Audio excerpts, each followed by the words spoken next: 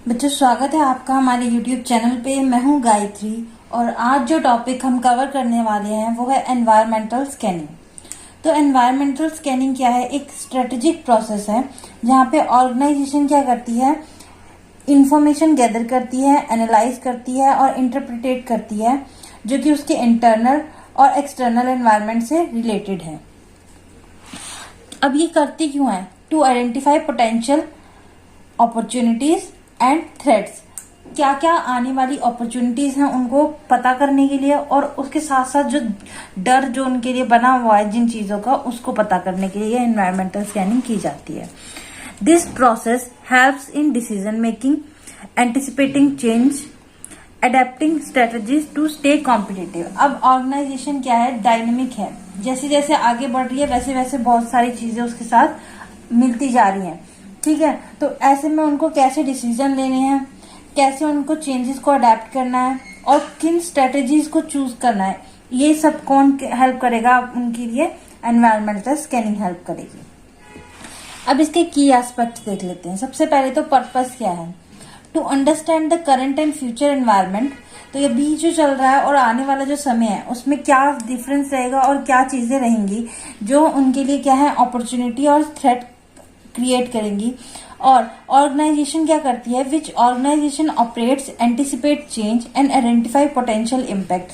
तो यहाँ पे यही सेम चीज बताई गई है कि एंटिसिपेटिंग चेंजेस और पोटेंशियल देखने के लिए, यानी ऑर्गेनाइजेशन क्या लिए आगे अपॉर्चुनिटीज क्या आ रही हैं, वो सब पता करने के लिए ही ये किया जाता है एनवायरमेंटल स्कैनिंग। ठीक है, अब इसका स्कोप क्या है? Include both internal factor and external factor. Internal factor कौन से हैं इसके? इंटरनल फैक्टर हैं रिसोर्सेज, कैपेबिलिटी, ऑर्गेनाइजेशनल कल्चर, यानी कि जो ऑर्गेनाइजेशन के अंदर अंदर की बात की गई है यहाँ पे इंटरनल फैक्टर में। और external factor economic condition, political regulation, social trend, technological advancement and competitive landscape. तो यहाँ पे किसकी बात की गई है? ऑर्गेनाइजेशन से बाहर की चीजों की बात की गई है कि कैसी इकोनॉमिक कंडीशन रहेगी, पॉलिटिकल रेगुलेशन क्या रहेंगी, सोशल ट्रेंड यानी कि कस्टमर की नीड्स रिक्वायरमेंट क्या रहेंगी, टेक्नोलॉजिकल एडवांसमेंट यानी कि क्या टेक्निक्स आएंगी न्यू। ठीक है, नेक्स्ट है हमारे पास इसके कुछ मेथड्स। तो यहाँ पे हमने दो मेथड एग्जाम्पल के तौर पर लिए हैं। एक तो स्वॉट एनालिसिस हम करते हैं, एक पेस्ट एनालिसिस करते हैं। ठीक है, और भी दो हैं, वो अभी हम डिटेल में पढ़ेंगे आगे। तो स्ट्रेंथ और वीकनेस, अपॉर्चुनिटी, थ्रेट को क्या किया जाता है? एनालाइज किया जाता है अपनी क्या देखने के लिए? आगे फ्यूचर के प्रेडिक्शंस के लिए और चेंजेस लाने के लिए। फिर है हमारे पास पेस्ट एनालिसिस। इसमें पॉलिटिकल, इकोनॉमिक और सोशल टेक्नोलॉजिकल एनालिसिस किया जाता है। इसमें भी हम क्या करते हैं, अपनी अपकमिंग जो चीजें हैं उनको मतलब उनको आइडेंटिफाई करने के लिए ये पेस्ट एनालिसिस भी किया जाता है। तो ये कुछ मेथड्स हैं जो यूज किए जाते हैं एनवायरमेंटल स्कैनिंग के अंदर। नेक्स्ट है हमारे पास इसके benefit. Help organization make informed decision. ऐसे डिसीजन मेकिंग में हेल्प करता है कि जो इन्फॉर्म्ड है, जिनको नॉलेज है। Adapting to changing condition, maintaining a competitive edge. अपनी जो चेंजेस हैं उनको अडेप्ट करने में हेल्प करता है और कॉम्पिटिटिवनेस बनाए रखने में हेल्प करता है। अब ये क्या है? एक कॉन्टिन्यूअस प्रोसेस है। Environmental scanning is not a one time event but ongoing process. तो ये एक ऑनगोइंग प्रोसेस है that requires continuous monitoring and analysis. तो यहाँ पे कंटिन्यूअसली हमारे को मॉनिटर करते रहना पड़ता है, पता करते रहना पड़ता है। ये नहीं कि आज किया और कल हम बैठ गए, ऐसा नहीं है, कंटिन्यूअसली चलता रहता है ये। ठीक है, नेक्स्ट है हमारे पास इसके एग्जाम्पल। अब यहाँ पे एग्जाम्पल दिए गए हैं 3। एक कंपनी है, वो क्या कर सकती है? Might analyze social media trend to understand changing customer preferences and adapting its marketing strategy. तो अपने कस्टमर्स की नीड को समझने के लिए और मार्केटिंग स्ट्रेटेजी बनाने के लिए वो सोशल मीडिया का ट्रेंड का यूज कर सकती है। नॉन प्रॉफिट ऑर्गेनाइजेशन की बात की गई है। स्कैन द पॉलिटिकल लैंडस्केप देखे to identify potential funding opportunities. कहाँ से उनको फंड गैदर कर सकते हैं, वो कहाँ से अरेंज कर सकते हैं। And regulating changes that could affect its operation. और उन चेंजेस को लाए जो जिसकी वजह से उसके ऑपरेशन क्या बन सके, इफेक्टिव बन सके। नेक्स्ट है हमारे पास एक टेक्नोलॉजी कंपनी की बात की गई है। यहाँ पे क्या कर सकते हैं? ये मॉनिटर कर सकते हैं advancement in artificial intelligence technology से ही जुड़ा है। To anticipate future market trend and develop new product. अब न्यू प्रोडक्ट डेवलप भी कर सकते हैं जो टेक्नोलॉजी से रिलेटेड हो।